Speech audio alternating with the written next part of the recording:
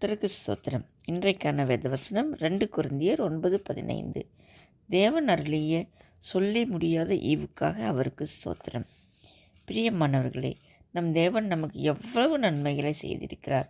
அதை நினைத்து நினைத்து தேவனை நாம் ஸ்தோத்திரிப்போம். தேவன் நமக்கு செய்த நன்மைகள் ஒன்றா இரண்டா? நீங்கள் தேவனை நோக்கி ஸ்தோத்திரிப்பதற்கு நமக்கு தேவன் செய்த 1000 நன்மைகளை கூட நாம் சொல்லலாம். ஏன், இன்று நான் பேசிக்கொண்டிருப்பதும் நீங்கள் இதை கேட்டுக்கொண்டிருப்பதும் கூட தேவன் நமக்கு அருளிய ஈவுதானே. இல்லை என்றால் நாம் நம்மை சுற்றி நடந்து கொண்டிருக்கிறதை பார்த்து கொண்டு தானே இருக்கிறோம். புது புது விதமான ஆபத்துக்கள் மனிதர்களை நோக்கி வந்து கொண்டு தான் இருக்கிறது. தினமும் ஆயிரக்கணக்கான ஜனங்கள் திடீரென மறித்து கொண்டு தான் இருக்கிறார்கள். அதனால் தான் சொல்கிறேன், இதற்கிடையே நம்மை இயேசு உயிரோடு பாதுகாத்து வைத்து கொண்டிருப்பதே பெரிய ஈவுதானே. இதை நினைத்து தேவனுக்கு நன்றி சொல்லுங்கள். நாம் நன்றி சொல்லும்போது தேவன் மகிழ்கிறார்.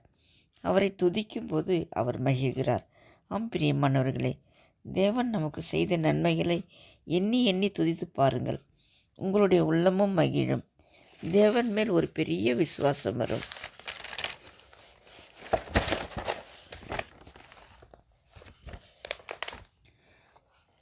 இது இப்படி இல்லையே, அது இப்படி இல்லையே என்று முறுமுறுக்காதீர்கள். முறுமுறுப்பதினால் ஒரு பயனும் இல்லையே. முறுமுறுப்பதினால் நம் ஜெபத்திற்கு பதில் வர தாமதமாகுமே தவிர கண்டிப்பாக ஜெபத்திற்கு பதில் வராது. நானும் முன்பெல்லாம் எப்பொழுதும் அது நடக்கவில்லை, இது நடக்கவில்லை என்று முறுமுறுப்பேன். மற்றவர்கள் எல்லாரும் நன்றாக இருக்கிறார்கள், தேவ பிள்ளைகளாகிய நமக்கு மட்டும் ஏன் தான் இந்த கஷ்டம் வருகிறதோ என்று புலம்புவேன். அப்பொழுதெல்லாம் ஒன்றும் நடக்காது.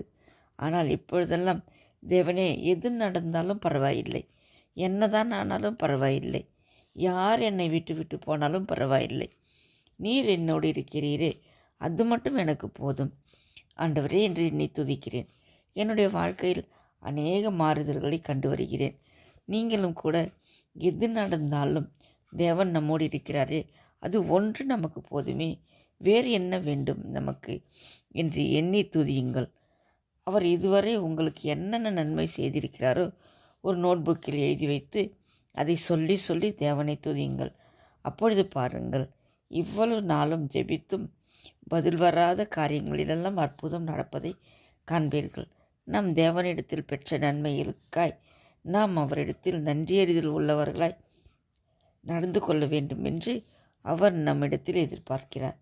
இயேசு புதிய ஏற்பாட்டில் 10 குஷ்டரோகிகளை குணமாக்கின போது அதில் ஒருவன் மட்டும் திரும்பி வந்து அவருக்கு நன்றி சொன்னபோது இயேசு அவனை நோக்கி, கேட்கவில்லையா, சுகமானவர்கள் 10 பேர் அல்லவா, மற்ற 9 பேர் எங்கே என்று கேட்டாரே.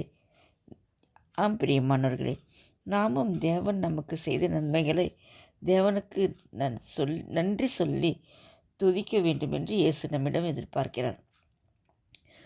பிரியமானவர்களே, இயேசு நமக்கு செய்த நன்மைகள் 1000 உண்டல்லவா.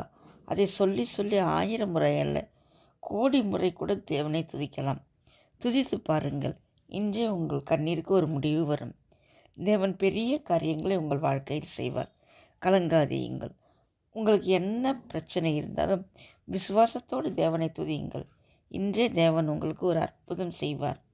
ஹல்லேலூயா. ஆமென். தேங்க்ஸ் ஃபார் வாட்சிங்.